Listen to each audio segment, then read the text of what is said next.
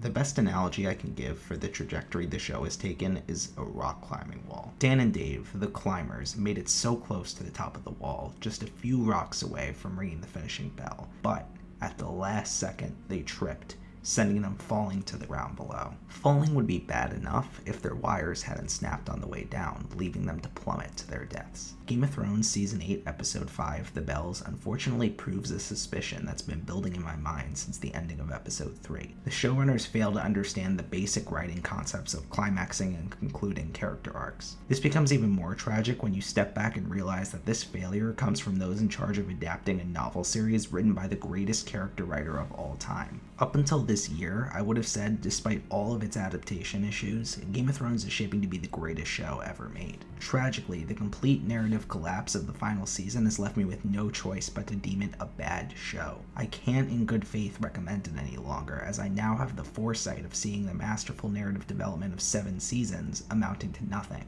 I want to clarify that this failure doesn't diminish my love for A Song of Ice and Fire in any capacity. It's still my favorite book series of all time. I would recommend it wholeheartedly to almost anyone. Before I spend the rest of this video screaming like a lunatic about the disastrous, I should probably at least try to start with the good. Don't get me wrong, the good we did get in this episode was up there with the best Game of Thrones has to offer, the kind of material that drew me so passionately to the show in the first place. From a filmmaking standpoint, the cinematography in this episode was absolutely masterful. The horrific realism Primos presented through Arya's tracking shots through the city perfectly showcased the horrors of war. All notions of fantasy were broken by depictions of on-the-ground devastation that made my stomach churn, though whether this was due to the carnage itself or the complete character assassination of the woman inflicting it, I can't say. With regard to character material, let's start with the final scene between Jaime and Tyrion, which was flawlessly heartbreaking. The Jaime-Tyrion relationship has always been one of my favorite elements of the series, and it was so satisfying to see it flourish with the poeticism the majority of the episode's arc conclusions were tragically missing. This last goodbye served as a perfect parallel to the season 4 finale when Jaime freed Tyrion from prison, fully aware that, if caught, this would guarantee his execution as a traitor. Tyrion is now returning the favor, knowing full well that this would practically ensure his death sentence. Not only does Tyrion value the lives of thousands of innocent people over his own, but this scene shows that, despite it all, he still truly loves his siblings and wants to see them safe and happy. This, along with his near inevitable death next episode, bundled together as the perfect concluding thesis to his character arc. The conclusion of Jaime's arc, on the other hand, didn't receive the same justice. The character arcs of both Jaime and Cersei were completely demolished in one fell swoop when the rubble collapsed on top of them. Jaime's arc began before the series proper, with his murdering of the Mad King Aerys to save the lives of millions of innocent people.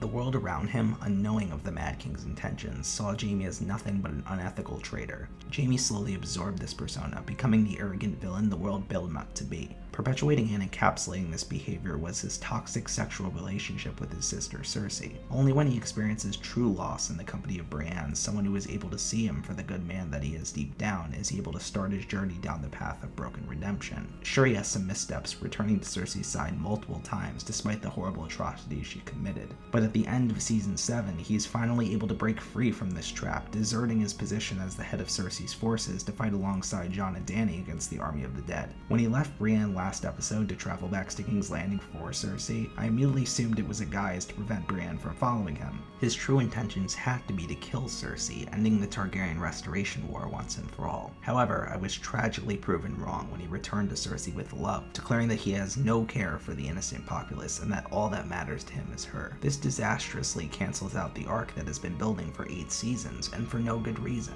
You see, although it isn't as blatant in the show, Cersei is living her life in fear of prophecy. As depicted in Season 5 and Book 4, when she was a child, Cersei visited a witch who cryptically laid out her future for her. From marrying a king to losing all of her children to a younger, more beautiful woman taking everything from her, almost every element of the prophecy had already come true. This is due to the tragic causality loop she's caught in. Every action she takes to ensure the prophecy doesn't come true leads to another piece of the prophecy falling into place. A perfect example of this is when she blew up the Sept of Baelor using wildfire, taking out Marjorie, who she thought was the younger, more beautiful, prophetic figure. In turn, Tommen commits suicide, leading to the prophesized loss of her last child. This is the tragedy of Cersei Lannister. Every action she takes to avoid her demise leads her one step closer to its grasp. There is one piece of the prophecy left: her death. The Valonqar, or little brother in High Valyrian, would be the one that choked the life from her. Although she saw this figure as Tyrion, the fandom has rallied around the notion of it being Jaime. All he had to do was kill her, even out of mercy, and all of these arc conclusion issues would be resolved. It would have taken one more line in the script,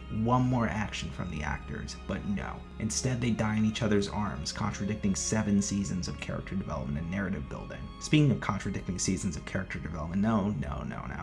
I'm getting ahead of myself. Let's stay on the sibling theme with the last remaining good element of this episode. At long last, we finally get Clegane Bowl. If you aren't aware, Clegane Bowl is the fan term used for the inevitable brother versus brother clash between the Mountain and the Hound, Gregor and Sandor Clegane. And what I now see as a miracle, the Hound's 8-season arc was concluded flawlessly. Consumed by wanting revenge against his brother, who horribly abused him as a child, hence the burn marks on his face, he willingly sacrificed himself to fulfill what he saw as his only purpose. Still, whether it be out of regret or parental figure love, he had enough self-awareness to warn Arya against falling down the path that has consumed him. Even more poetic was his actual death. Realizing that there was only one way to end the Mountain's reanimated life, he overcame his fear of fire, instilled in him by the very brother he's fighting, to grab onto him and send them both plummeting into the flames below. Okay. With that out of the way, it's time to tackle the ultimate show-breaking sin. Prior to this episode, I've always held mixed feelings about showrunners David Benioff and D.B. Weiss, or Dan and Dave for short. They've done the impossible and brought A Song of Ice and Fire to a visual medium. In turn, I was internally grateful to them. After all, without them, I would have likely never discovered the series in the first place. Regardless, I was always perplexed and frustrated by what they did leave out, cutting almost 2 whole books in favor of crafting their own continuation to George's narrative post-Book 3 and Season 4. Still, what they gave us was mostly incredible. Although their downfall really started with the handling of the Night King earlier this season, I have now lost all respect for them as showrunners and creatives like myself. What I'm trying to say here is that, in my eyes, the character assassination of Daenerys Targaryen was irredeemable. Quite frankly, as I was getting at toward the beginning of this breakdown, they invalidated so much of this story in one swoop that I can't consciously call the show good anymore. Dany has always been my favorite character in the books, only number 2 in the show behind Jaime. The reason I, along with so many others, have become so drawn to her as a character is because of her ideals and her unwavering conviction to them despite whatever external pressures come her way. From the moment her brother was killed in Season 1, Dany was slated into the position of the true heir to the Iron Throne. Rather than moving into a mindset of pragmatic tyranny like Stannis and later Cersei, she used this newfound life goal for good. Her conquest of Westeros would be made possible by birthright, but wouldn't be carried out simply for that reason.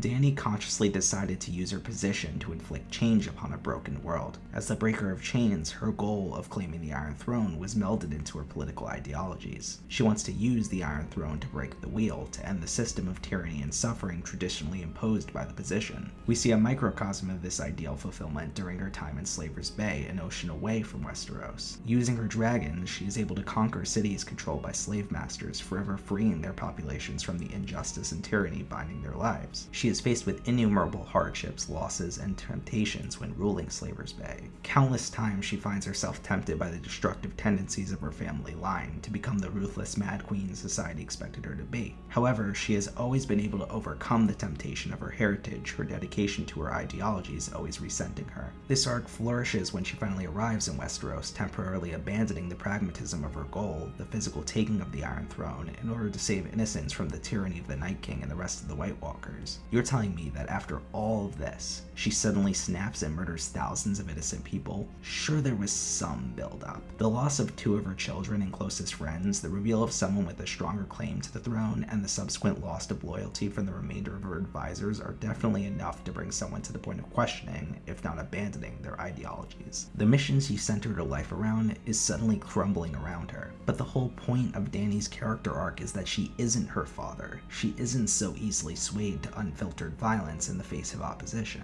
Unlike the insanely sadistic Mad King Aerys, she's only violent when truly necessary. Let's play devil's advocate here. Let's say I misjudged her, and George always intended the aforementioned developments in her life would slowly drive her to snap, abandoning her ideals entirely in favor of indiscriminate violence. This would only still work if this development was just that, development. This would only make narrative sense if it was built up over the course of seasons, easily traceable when looking back. But that's just it. It's not. I've stood behind Dany ever since she hatched those dragons in the season 1 finale. I've even perpetuated the meme that I would die for her cause. Until just one episode ago, I was never given any reason to doubt her, and in turn, never wavered in my loyalty. In fact, my loyalty turned me against other characters such as Sansa. That's exactly it though. The showrunners never gave me any reason to doubt, and in turn, they didn't have the right to carry out a rapid transformation into the Mad Queen. Like I said, sure there was build-up, but 1.5 episodes of build-up is nowhere near substantial enough for such a sharp character turn. What I'm trying to say here is that, even if this twist is what George intended for the books all along, I have complete faith that he will take the time needed to build it up, to make it tragic for the right reasons. Anyway, enough ranting. Let's quickly break down some of the stray elements of this episode that didn't quite fit into my diatribes. I'm surprised by how many people didn't pick up on the fact that Varys was trying to poison Dany at the beginning of the episode, so I thought I should bring it up here for clarity's sake. Later in the episode, when Tyrion approaches Davos for a smuggling favor, was he referring to sneaking Jaime out of the camp or setting up the escape boat? Either way, we saw neither in action, leaving this too unclear to conclude. It's just a nitpick, it's not actually important, but while we're on nitpick train, why wouldn't Arya wear a different face when entering King's Landing, a place where she could potentially be recognized, captured, and killed? Did the writers just forget she had that ability? Next up, after Dany's snap, we see that her dragon attack did indeed trigger wildfire caches, as theorized, but they did literally nothing, serving no purpose other than visual callback. What was the point? Why'd they include this? Back on the subject of Dany, which I didn't want to get back on, but here we are. I was admittedly wrong when I said that her in-show House of the Undying Throne Room vision didn't amount to anything. You see, the throne room appeared to be frozen, so naturally I assumed this meant the White Walkers would take King's Landing before her. I was upset when the Night King was defeated before making it past Winterfell, as among many other narrative failures, this would mean that the vision was included in the show for nothing. However, we now know that the snow wasn't snow at all, but the white ash falling in the wake of her attack. And don't say this was set up for her turn. Simply showing a vision doesn't get you out of the necessary character development. In the midst of this ashfall, we see that Arya somehow survived, awaking to find a white horse waiting for her. At first, I could not for the life of me figure out what this meant. I immediately recognized this as the horse belonging to Harry Strickland, leader of the Golden Company who died earlier in the episode. However, that means nothing to Arya. The only substantial idea that came to my mind was that perhaps Bran warged the horse, leading it to Arya so that it could save her. However, days after my initial viewing, I remembered a line from the books that blossomed my clarity. Quaithe, an important recurring character in the novels that only made a brief appearance in the show, warned Dany to beware the Pale Mare. Most book readers have interpreted this as the Bloody Flux, a disease that ravages Slaver's Bay during Dany's time ruling it. However, the showrunners may have been referencing that very warning, despite not including it in the show initially. You might be asking, what does all this mean? Well, it means that, regardless of whether she ends up doing the deed atop the Pale Mare, Arya's on her way to kill Dany. Although I definitely think it could be her, wouldn't it be poetic if Jon ends up having to pull a Jaime, killing the ruler he serves to bring an end to their tyranny? With that thought lingering in your heads, that about wraps up this breakdown. With this episode being as divisive as it was, I definitely want to know your thoughts down in the comments below. Do you agree with my stance that the show is ruined? Do you think I'm just an obnoxious book nerd? Do you have any other questions about the episode? I'll respond to any comments I get, guaranteed. If you like this breakdown and would like to see more Game of Thrones and A Song of Ice and Fire content of this nature, be sure to hit that subscribe button and ring that notification bell. For Game of Thrones discussion and memes, follow me over on Twitter at Prop of Thrones. For updates on my pursuits as an author, be sure to visit my website www.joshuaclafter.com. No need for memorization, all links will be in the description below. Thanks again for watching, and remember, the Professor of Thrones is here to teach you.